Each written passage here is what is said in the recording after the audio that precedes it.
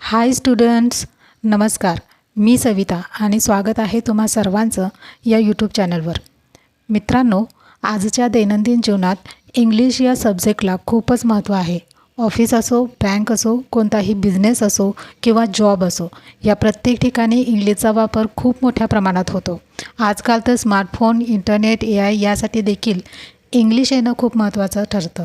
English शिकणं हे compulsory नसलं तरी आपल्याला अवगत असणं, लिहिता वाचता येणं महत्त्वाचं आहे.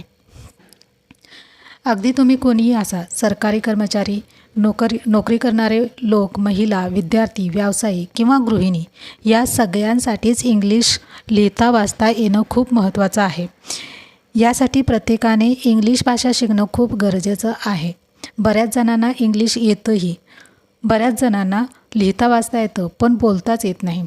बऱ्याच जणांचं ग्रामरमध्ये चुका होतात. काहींना इंग्लिश वर्ड्स म्हणजे शब्दांचं ज्ञान नसतं. इंग्लिश शिकताना किंवा बोलताना थोड्या ग्रामर मिस्टेक्स झाल्या तरी चालतील, पण जर आपल्याला शब्दच माहीत नसतील तर. म्हणूनच आज आपण शब्दसंपत्ती, ज्याला आपण वोकॅब्युलरी असे म्हणतो, त्याची एक सिरीज सुरू करणार आहोत. यात आपण रोज नवनवीन 10 वर्ड्सचा अभ्यास करणार आहोत आणि या वर्ड्सचा सेंटेन्समध्ये वापरही करणार आहोत. यामध्ये हळूहळू आपण आपली वोकॅब्युलरी बिल्ड करणार आहोत. आणि हो, या वोकॅबचा फक्त शिकण्यासाठीच नाही, तर दैनंदिन जीवनात आणि आपल्या बोलण्यात देखील उपयोग करायचा आहे, बरं का.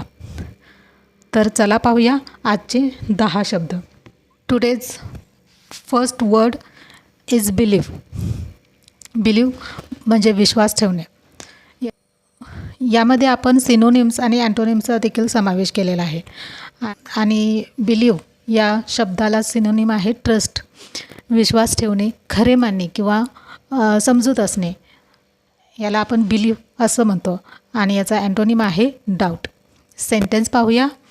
I believe in myself. आपला सेकंड वर्ड आहे क्युरियस. क्युरियस म्हणजे उत्सुक, जिज्ञासू असणे किंवा उगाचच चौकशी करणारा, चौकस, ज्याला इन्क्वायरी करणे असं आपण म्हणतो. आणि याचा सिनोनिम आहे इंटरेस्टेड आणि अँटोनिम आहे अनइंटरेस्टेड. सेंटेन्स पाहूया. She is curious about science. Now our next word is effort. Effort म्हणजे प्रयत्न, अटेम्प्ट, प्रयत्न करणे, परिश्रम करणे किंवा मेहनत करणे, ज्याला आपण एफर्ट असं म्हणतो. आणि याचा अँटोनिम आहे निग्लेक्ट.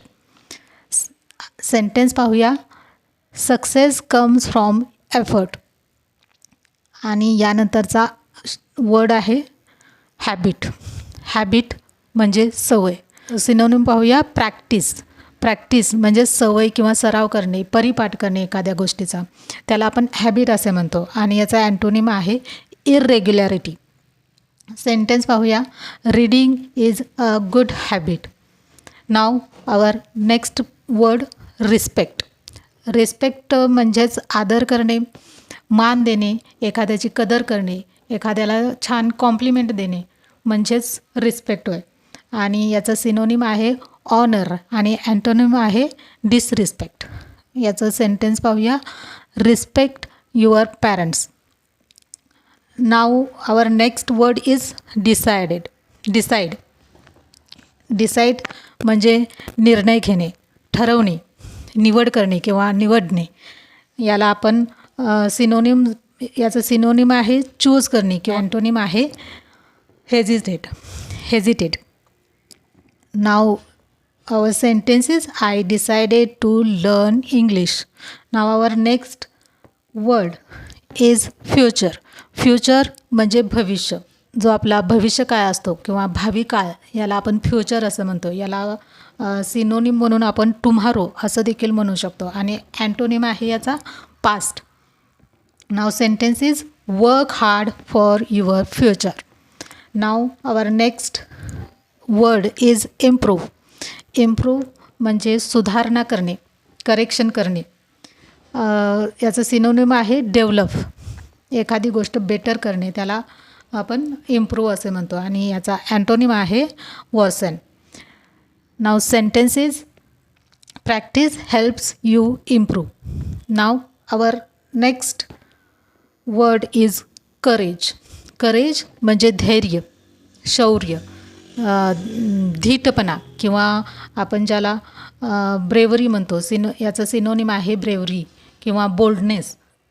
त्याला आपण करेज असं म्हणतो आणि याचा अँटोनिम आहे फिअर म्हणजे भीती. So our sentence is courage helps us face challenges. So our next word is goal. Goal म्हणजे ध्येय, एखादा हेतू, उद्देश, ज्याचं सिनोनिम आहे एम आणि अँटोनिम आहे एमलेसनेस.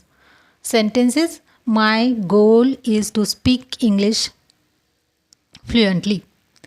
आत्तापर्यंत आपले 10 शब्द झालेले आहेत आणि या 10 शब्दांचा आपण एका छोट्या पॅरेग्राफमध्ये वाक्यामध्ये त्याचा वापर करून एक छोटा पॅरेग्राफ तयार केलेला आहे. तो पाहूया आपण. I believe that with effort and a good habit I can improve my English. My goal is a better future. I will respect others, have courage, stay curious and decided to learn every day.